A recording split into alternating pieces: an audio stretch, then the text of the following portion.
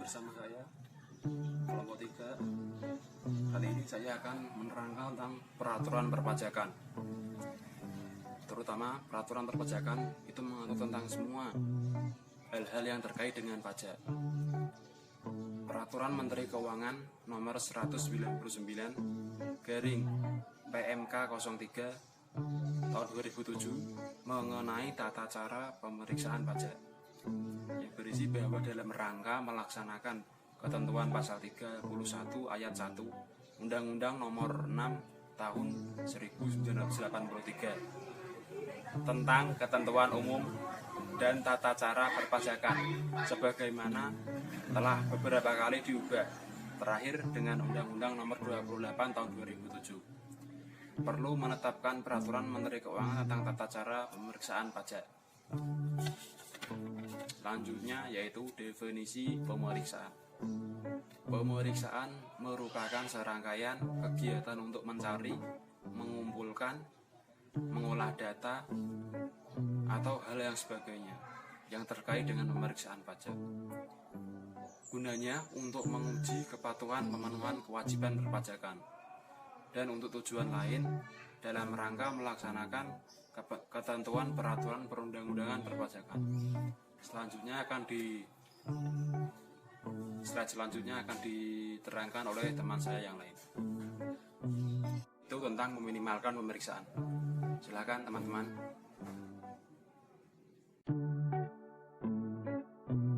Hai, perkenalkan nama saya Felicia Septiana Gunawan, NIM 1705520304. Ingin membahas tentang apa sih itu meminimalkan pemeriksaan. Pemeriksaan dan penyidikan pajak adalah tindakan yang dilakukan dengan tujuan untuk menguji kepatuhan si wajib pajak serta untuk melaksanakan ketentuan perundang-undangan perpajakan. Nah, untuk menghindari kedua tindakan ini, sudah tentu wajib pajak itu yang pertama syaratnya harus patuh pada peraturan perpajakan dalam memenuhi kewajibannya. Lalu selanjutnya, wajib pajak badan akan memperoleh kriteria patuh apabila yang pertama, tepat waktu dalam menyampaikan SPT tahunan dalam 2 tahun terakhir. Yang kedua, dalam tahun terakhir penyampaian SPT masa yang terlambat itu tidak boleh melebihi 3 masa pajak untuk setiap jenis pajak dan tidak boleh berturut-turut. Lalu yang ketiga, SPT masa yang terlambat sebagaimana yang saya jelaskan ke poin 2 telah disampaikan tidak lewat dari batas waktu penyampaian SPT masa pajak berikutnya. Lalu yang selanjutnya, tidak mempunyai tunggakan pajak untuk semua jenis pajak kecuali wajib pajak telah memperoleh izin untuk mengangsur atau menunda biaya pajak. Lalu selanjutnya, wajib pajak badan akan memperoleh kriteria patuh itu jika tidak pernah dijatuhi hukuman karena melakukan tindakan pidana di bidang perpajakan dalam jangka waktu 10 tahun. Lalu selanjutnya, yang terakhir, wajib pajak badan akan memperoleh kriteria patuh jika dalam hal laporan keuangannya yang sudah diaudit oleh akuntan publik atau badan pengawas keuangan dan pembangunan atau BPKB, pendapat harus WTS atau wajar dengan pengecualian sepanjang pengecualian tersebut tidak mempengaruhi laba rugi fiskal wajib pajak badan itu tersebut. Yang akan menjelaskan tentang keuntungan apabila wajib pajak patuh. Keuntungan yang bisa Anda dapatkan apabila Anda sebagai wajib pajak patuh. Yang pertama, wajib pajak patuh akan didahulukan ketika pengembalian atau restitusi pajak penghasilan maupun pajak pertambahan nilai atau PPN. Yang kedua, wajib pajak patuh tidak perlu melalui pemeriksaan ketika mengajukan restitusi. Jadi, pada intinya, keuntungan wajib pajak patuh yaitu apabila wajib pajak mempunyai penghasilan karena pajak yang memenuhi kriteria sebagai wajib pajak patuh bisa mendapatkan pelayanan yang khusus dalam hal restitusi PPh maupun PPN. Nah, jangka waktu penetapan wajib pajak patuh itu berlaku selama 2 tahun. Selanjutnya akan dijelaskan oleh teman saya.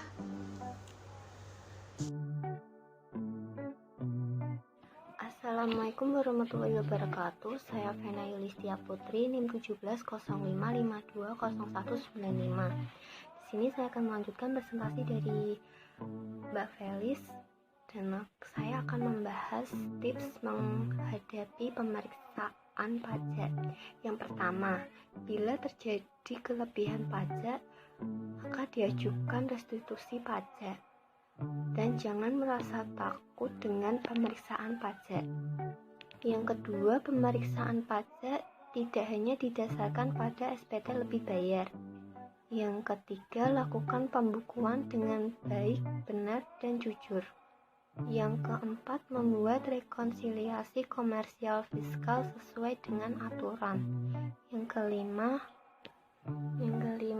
gunakan konsultan pajak sebagai mitra diskusi seputar perpajakan dan pada saat pemeriksaan atau pada saat diperiksa. Yang keenam, menghindari penyelesaian di bawah tangan dengan aparat pemeriksa pajak.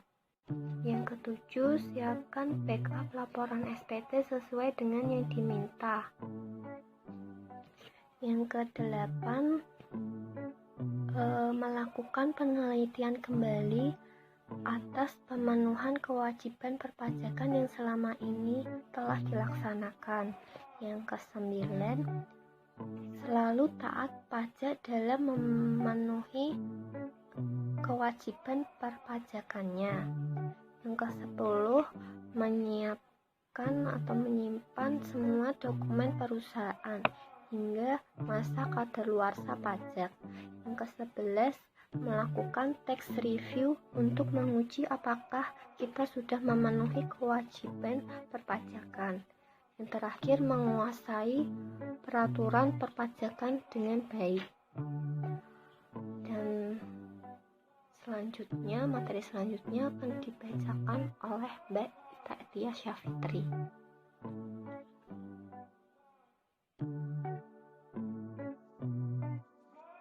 Assalamualaikum warahmatullahi wabarakatuh. Perkenalkan, saya Ita Tiasya Fitri, NIM 1705520196. Saya di sini akan menyampaikan apa saja kewajiban pemeriksa pajak pada saat melakukan pemeriksaan. Yang pertama, menyampaikan surat pemberitahuan pemeriksaan kepada wajib pajak untuk melakukan pemeriksaan lapangan atau surat panggilan untuk melakukan pemeriksaan kantor. Yang kedua, menunjukkan tanda pengenal pemeriksa pajak dan surat perintah pemeriksaan atau SP2 kepada wajib pajak pada saat dilakukannya pemeriksaan. Yang ketiga, jika terjadi perubahan tim pada saat dilaksanakannya pemeriksaan, maka wajib menyampaikannya kepada wajib pajak. Yang keempat, melakukan pertemuan kepada wajib pajak untuk menjelaskan alasan dan tujuan terjadinya pemeriksaan, hak dan kewajiban wajib pajak sebelum dan sesudah terjadinya pemeriksaan, serta wajib pajak menyiapkan dokumen-dokumen yang diperlukan pada saat dilakukannya pemeriksaan pajak. Yang kelima, setelah terjadinya pertemuan dengan wajib pajak, maka tim pemeriksa pajak wajib menuangkan ke dalam berita acara. Yang keenam, menyampaikan SPHP kepada wajib pajak. Yang ketujuh, memberikan hak kepada wajib pajak untuk hadir dalam pertemuan terakhir pemeriksaan. Yang kedelapan, melakukan kuesioner kepada wajib pajak.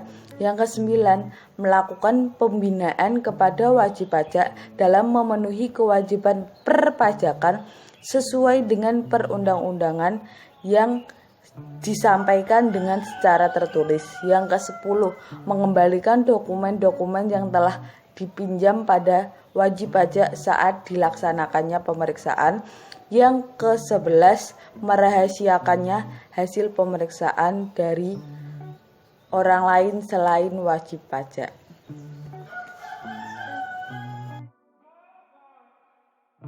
Assalamualaikum warahmatullahi wabarakatuh. Perkenalkan, nama saya Frida Kusuma, NIM 1705520205. Di sini saya akan menjelaskan tentang kriteria wajib pajak yang dikelompokkan oleh petugas pajak untuk masuk ke dalam populasi daftar sasaran prioritas penggalian potensi. Dalam hal ini ada 4 indikasi yang perlu dipertimbangkan. Yang pertama, indikasi ketidakpatuhan yang tinggi atau sering disebut dengan tax gap. Ketidakpatuhan di sini artinya kesenjangan atau gap antara profil perpajakan berdasarkan surat pemberitahuan tahunan atau SPT dengan profil ekonomi yang sebenarnya. Yang kedua, modus ketidakpatuhan wajib pajak. Dalam hal ini mereka yang tidak melaporkan omset yang sebenarnya dengan cara-cara tertentu, misalnya menurunkan harga jual dari harga aslinya. Yang ketiga, indikasi nilai potensi pajak.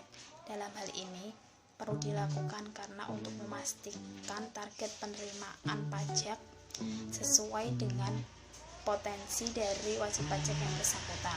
Yang keempat, pertimbangan Direktur Jenderal Pajak. Direktur Jenderal Pajak dalam hal ini memiliki wewenang untuk menetapkan wajib pajak masuk dalam populasi DSP3 atas dasar pertimbangan tertentu. Terima kasih. Wassalamualaikum warahmatullahi wabarakatuh.